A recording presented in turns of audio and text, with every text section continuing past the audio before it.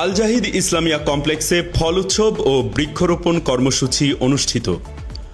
শিক্ষার্থীদের মধ্যে দেশীয় ফলের প্রতি আগ্রহ সৃষ্টি, পুষ্টি সচেতনতা বৃদ্ধি এবং পরিবেশ রক্ষায় বৃক্ষরোপণের গুরুত্ব তুলে ধরতে আল জাহিদ ইসলামিয়া কমপ্লেক্সের উদ্যোগে পৃথক বালক ও বালিকা শাখায় বর্ণাঢ্য ফল উৎসব ও বৃক্ষরোপণ কর্মসূচি অনুষ্ঠিত হয়েছে।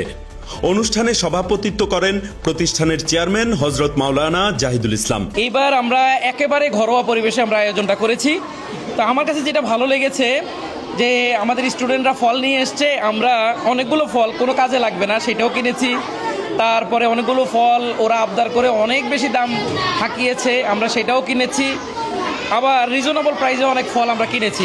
প্রধান অতিথি হিসেবে উপস্থিত ছিলেন জনাব আহমদুল্লাহ আজিজি, বিশেষ অতিথি হিসেবে ছিলেন হাজী নজির আহমদ, জনাব মঞ্জুর হোসাইন এবং গণ্যমান্য ব্যক্তিবর্গ।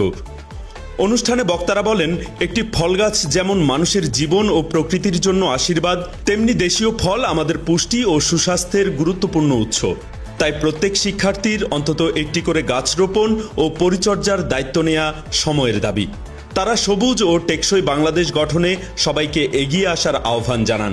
এই উপলক্ষে ক্যাম্পাসে বিভিন্ন দেশীয় ফলের মনোমুগ্ধকর প্রদর্শনী আয়োজন করা হয়।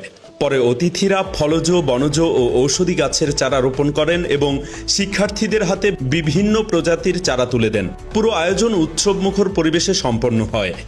অনুষ্ঠানে শিক্ষক, শিক্ষার্থী, অভিভাবক, সুধীজন এবং স্থানীয় গণ্যমান্য ব্যক্তিবর্গের স্বতঃস্ফূর্ত উপস্থিতি আয়োজনকে প্রাণবন্ত করে তোলে।